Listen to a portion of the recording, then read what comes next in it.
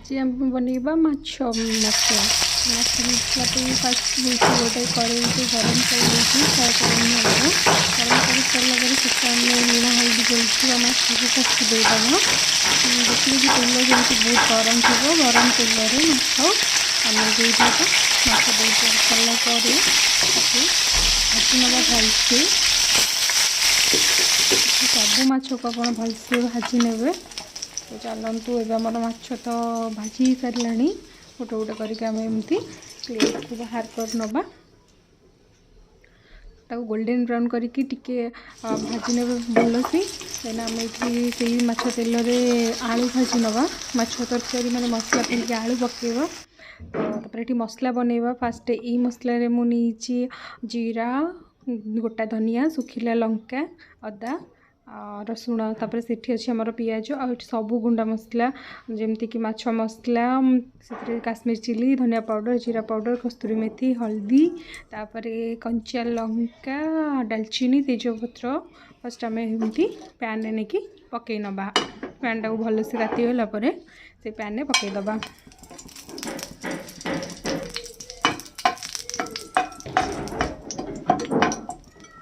तो पैन रे आमर गरम हो जाए गरम हो सारा बर्तमान आम फास्ट ताको पिज बटा देदेबा कहीं माछरे पिज को बाटिकी ने कहीं ग्रेवीटा से बखाड़ा होता है जोटा कि खावाप बहुत टेस्टी लगी था तो से मुझे दुईटा पिज ग्राइंडिंग कर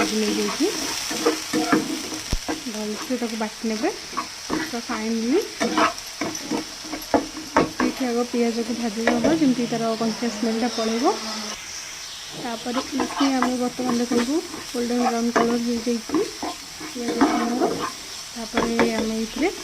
जो बाटी रखी मसला जोटा कि जीरा आ गोटा धनिया सुखिला लंका अदा रसुण से पेस्ट को भी आम देदेबा भर भी आप टमाट भी ऐड करेंगे मुझे टमाट ऐड करके बन रखी सब मसला को एमती भलसे पूरा बाटिक नहीं गले ग्रेवीटा बहुत ही भल आसी था तो मसला को चलते फर्स्ट आम कषि नवा मसला जो जिते समय आप कषिबे तार टेस्टा से बढ़िया आसो तो फर्स्ट आम मसला को भलसे कषि नवा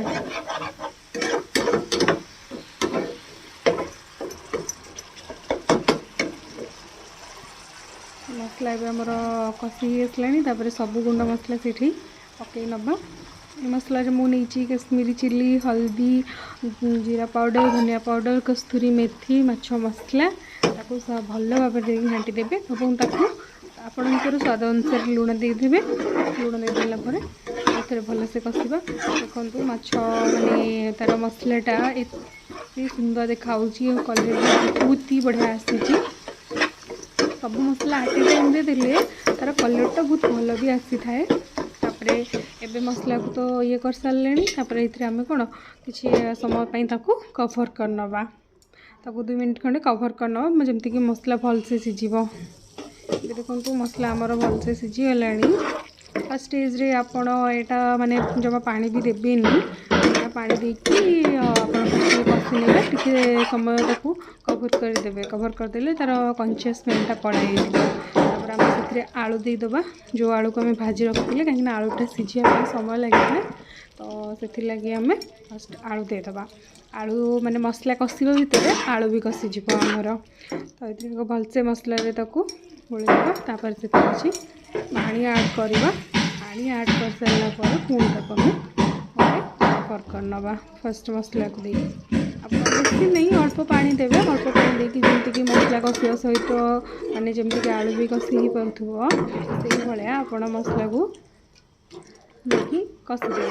मसला कषि हो गला पुणी आम गोटे कौन करना कभर करनवा कभर करदे बहुत जल्दी आमर सिझी जाए तो चलते आगे फर्स्ट कभर करनवा कभर कर सारापर 3 मिनट एमती कषा को छाड़ीदबा तो ये आमर कषिगला पानी एबे फुटुची तो जो पानी देते मसला अधिक टे पानी मसला दे जो फुटुवा देखो आलू आमर सिझी भी जाइए आलू सिझी सारा तो से माछ पकई नवा गोटे गोटे करिकी आमर जी माछ दरकार से माछ देदेबा। किसी माछ देती और किसी माछ रखी से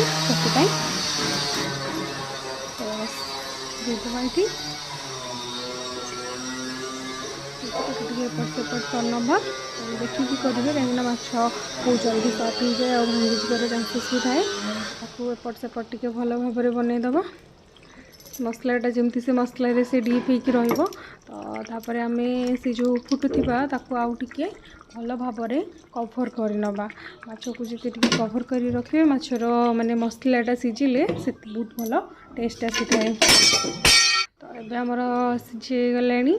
10 मिनट खंडे हो सारा देखी नवा केमती कौन हो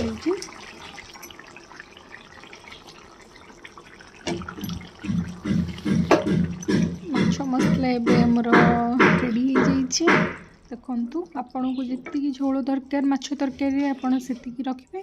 तो मत ये ही दरकार तो मुझे रखी तो ये गैस को बंद करनवा कि गरम मसला देदेबा आप भी धनिया पत्र ऐड करेंगे मो पाखे ना तो मुझे देनी। तो ये आमर माछ तरकारी रेडी हो जाइए टेस्ट करवा टाइम।